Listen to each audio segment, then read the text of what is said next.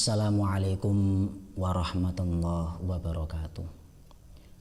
Pemirsa Lentera Ramadan yang dirahmati Allah, alhamdulillah merupakan kalimat yang paling layak dan pantas untuk kita haturkan, karena Allah Subhanahu wa Ta'ala telah menghendaki kita kesehatan badan sehingga kita dapat menikmati indahnya bulan suci Ramadan yang sebentar lagi kita akan berjumpa dengan hari kemenangan. Sahabat Maharusi dimanapun kalian berada, izinkanlah saya menyampaikan kajian dengan tema menyibak tabir ijabah dalam doa. Allah Subhanahu wa Ta'ala telah berfirman dalam surat Al-Baqarah ayat 186 yang berbunyi, A'udzu billahi minasyaitonir rajim. Wa idza sa'alaka 'ibadi 'anni fa inni qarib ujibu da'watad da'i idza da'an. Allah Subhanahu wa Ta'ala menyampaikan kepada Nabi Muhammad sallallahu alaihi wasallam, ketika para hambaku bertanya tentang aku, maka jawablah bahwasanya aku sangatlah dekat. Aku akan senantiasa mengabulkan, aku akan senantiasa menjawab doa seorang hamba tatkala ia mau berdoa kepadaku. Allah pun juga pernah berfirman dalam surat Ghafir ayat 60 yang berbunyi, wa qala rabbukum ud'uni astajib lakum. Tuhan kalian telah berfirman, berdoalah kalian kepadaku, niscaya aku akan mengabulkan doa kalian. Dari dua ayat tersebut dapat kita ambil pemahaman bahwasanya Allah Subhanahu wa Ta'ala akan senantiasa mengabulkan doa seorang hamba ketika hamba tersebut mau berdoa. Kita harus yakin seyakin-yakinnya bahwasanya Allah itu pasti mengijabah, Allah pasti mengabulkan doa yang kita panjatkan. Bahkan ketika kita ragu dengan doa yang kita panjatkan, ketika kita ragu dengan apa yang kita haturkan kepada Allah itu akan terkabul atau tidak, itu malah jadi penghambat kita mendapatkan ijabahnya Allah. Namun realita yang terjadi, seiring berjalannya waktu, banyak orang yang semakin pudar akan doanya diijabah, banyak orang yang semakin rendah keyakinannya bahwa doanya itu pasti dikabulkan. Lah hal tersebut didasari karena belum tahu tentang apa sih, tentang bagaimana sih wujud dari ijabah Allah Subhanahu wa Ta'ala. Asy-Syaikh Ibrahim Al-Baijuri menyampaikan dalam kitab Tuhfatul Murid ala Jauharatit Tauhid, Allah Subhanahu wa Ta'ala itu pasti mengijabai doa seorang hamba.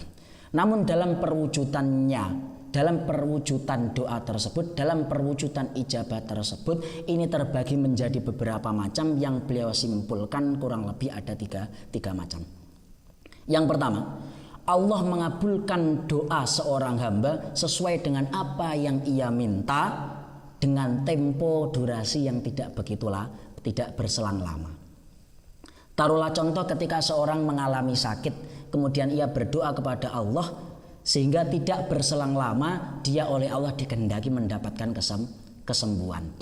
Atau ketika seorang sedang terlilit utang, kemudian dia berdoa kepada Allah agar segera terselesaikan hutangnya dan tidak berselang lama hutangnya terselesaikan atau terlunasi.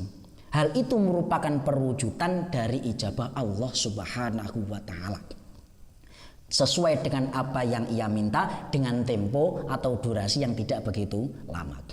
Yang kedua adalah bisa jadi Allah Subhanahu wa Ta'ala mengabulkan sebuah doa sesuai dengan apa yang ia minta, namun dengan tempo atau durasi yang lama. Taruhlah contoh ketika seorang sakit kemudian ia berdoa agar diberi kesembuhan, namun realitanya dia baru sembuh setelah 2 atau mungkin 3 tahun mendatang.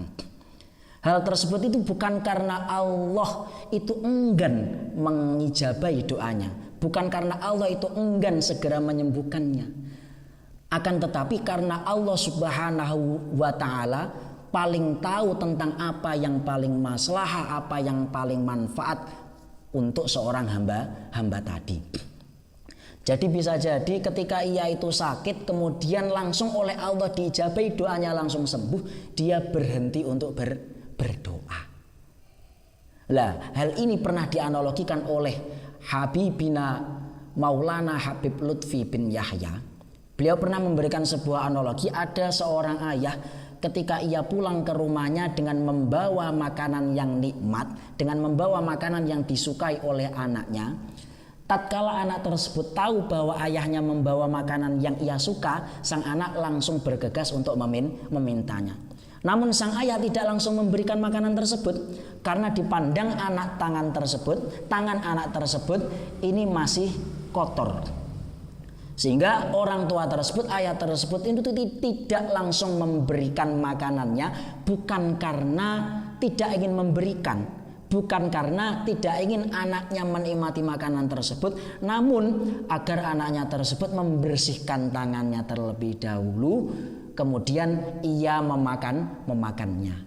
Agar apa? Agar kotornya tangan tersebut itu tidak berdampak negatif pada dirinya. Kurang lebih ketika dianalogikan dengan ijabah Tuhan adalah demikian. Yang ketiga, Allah Subhanahu wa ta'ala bisa jadi mengijabahi doa seorang hamba tidak sesuai dengan hamba yang tersebut minta. Ini dikarenakan apa yang diminta oleh hamba tersebut ini tidaklah hal yang manfaat, sehingga Allah mengijabahi doa tersebut dengan bentuk yang manfaat.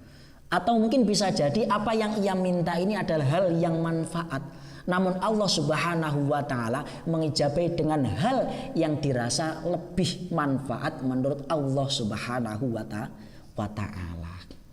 Taruhlah contoh, ada seorang pelajar yang memiliki keinginan untuk melanjutkan jenjang yang lebih tinggi, namun dia minim biaya, sehingga dia berdoa kepada Allah agar bisa mendapatkan beasiswa. Dan ternyata oleh Allah itu dia diijabahi dengan bentuk lain, tidak berupa beasiswa. Sang pelajar tersebut oleh Allah dikehendaki mendapatkan pekerjaan yang layak sehingga dapat mengumpulkan uang yang cukup untuk membiayai pendidikan ke jenjang selanjutnya dengan usahanya sendiri, tidak dengan beasiswa. Ini merupakan hal yang lebih baik daripada yang diinginkan oleh seorang hamba.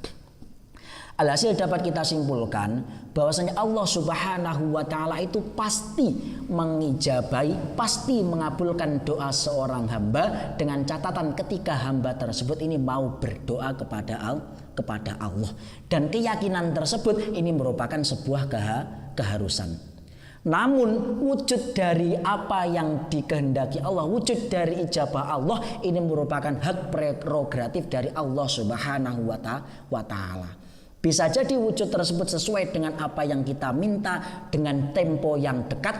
Bisa jadi wujud tersebut sesuai dengan apa yang kita minta namun dengan tempo yang panjang.